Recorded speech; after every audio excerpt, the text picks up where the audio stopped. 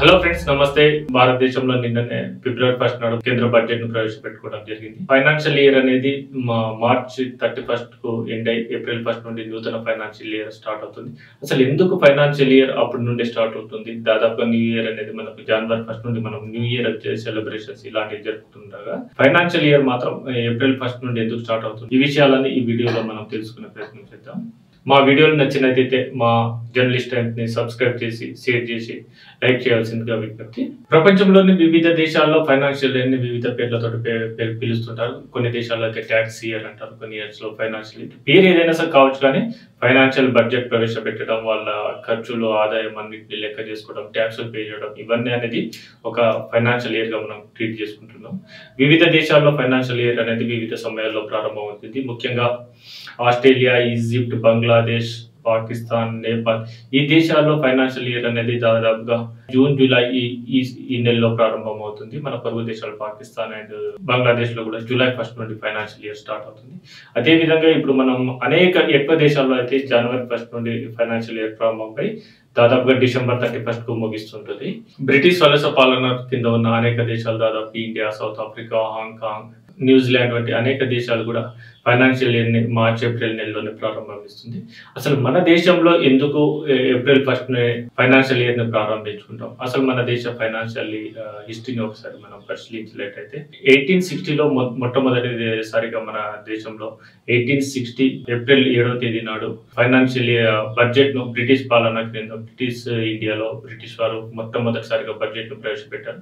ఈ బడ్జెట్ అనేది దాదాపుగా 7 years పాటు అదే టైంలో ప్రవేశపెట్టడం జరిగింది. అదే ఫైనాన్షియల్ ఇయర్ గా కొనసాగింది. 1865లో బ్రిటిష్ వారు భారతదేశంలో ఖాతాలను ఆడిట్ చేయడానికి ఒక కమిషన్ ఏర్పాటు చేశారు.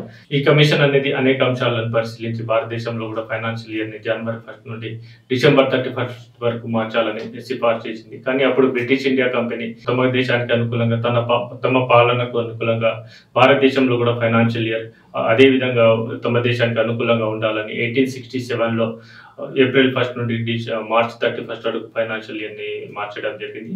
అదే కూడా దాదాపుగా మనకు స్వతంత్రం వచ్చేంత వరకు కాదు, ఇప్పటి వరకు కూడా అదే విధంగా మనం కొనసాగిస్తున్నాం. ఇండిపెండెన్స్ వచ్చిన తర్వాత కూడా ఫైనాన్షియల్ ఇయర్ ని అదే విధంగా కొనసాగించడానికి అనేక కారణాలు ఉన్నాయి. అందులో ముఖ్యమైనది ఫైనాన్షియల్ ఇయర్ ని మార్చానా వద్దా అనే విషయం మీద 1952లో డాక్టర్ మేఘనాథ్ సాహా ఆధ్వర్యంలో ఇండియన్ క్యాలెండర్ ను ఫిక్స్ చేయడానికి ఇండియాలో ఫైనాన్షియల్ ఇయర్ తో పాటు అనేక అంశాల డేట్స్, క్యాలెండర్ వీటిని మీద ఒక కమిటీని ఏర్పాటు చేసింది. ఈ కమిటీ అనేది ఫైనాన్షియల్ ఇయర్ ని అక్టోబర్ లో ప్రారంభించాలని, ఆగస్ట్ లో బడ్జెట్ ప్రవేశపెట్టాలని సిఫార్సు చేసింది. దాన్ని పరిశీలించిన అప్పటి నాయకులు అనేక ఇతర అంశాలను కూడా క్రోడీకరించుకొని జోడించి దాన్ని ఫైనాన్షియల్ ఇయర్ ను యథాతథంగానే ఉంచారు. దానికి అనేక కారణాలు ఉన్నాయి. ముఖ్యమైన కారణాల్లో ఒకటి ఏంటంటే మనకు అప్పటికి మన దేశం అనేది దాదాపుగా 90% కంటే ఎక్కువ పాపులేషన్ వ్యవసాయ ఆధారిత దాని మీదనే డిపెండ్ అవ్వడం. ఫిబ్రవరి, మార్చ్ లో దాదాపుగా వ్యవసాయ పనులు అయిపోయే అవకాశం, ఏంటంటే ఖరీఫ్ అండ్ రబీ 2 పంటలు అప్పటికి ఎండ్ అయ్యే అవకాశం ఉంటుంది. దాంతో మనకు వ్యవసాయ ఉత్పత్తులు ఎంత వస్తున్నాయి, దాని తోటి వినియోగం ఎలా ఉండబోతుంది, పన్నులు ఎంత రావచ్చు, అదే విధంగా వ్యవసాయ సబ్సిడీలు, దాంతో పాటుగా వ్యవసాయ సబ్సిడీలు అనేక అంశాలు మనకు క్రోడీకరించి ఒక అంచనాకు రావడానికి మార్చ్, ఏప్రిల్ అయితేనే మనకు కరెక్ట్ ఫైనాన్షియల్ ఇయర్ ని మార్చ్, ఏప్రిల్ లోనే ఉంచడం జరిగింది. అదే విధంగా మన హిందూ క్యాలెండర్ ప్రకారం నూతన సంవత్సరం కూడా మార్చ్, ఏప్రిల్ లోనే ఉగాది వివిధ రాష్ట్రాల్లో వివిధ పేర్లతో పిలుచుకుంటున్నాం. కానీ న్యూ ఇయర్ అనేది దాదాపు మార్చ్, ఏప్రిల్ లోనే ప్రారంభం అవుతుంది. దానికి అనుసంధానంగా కూడా ఉంటుందనే ఒక భావన కూడా ఉండొచ్చు.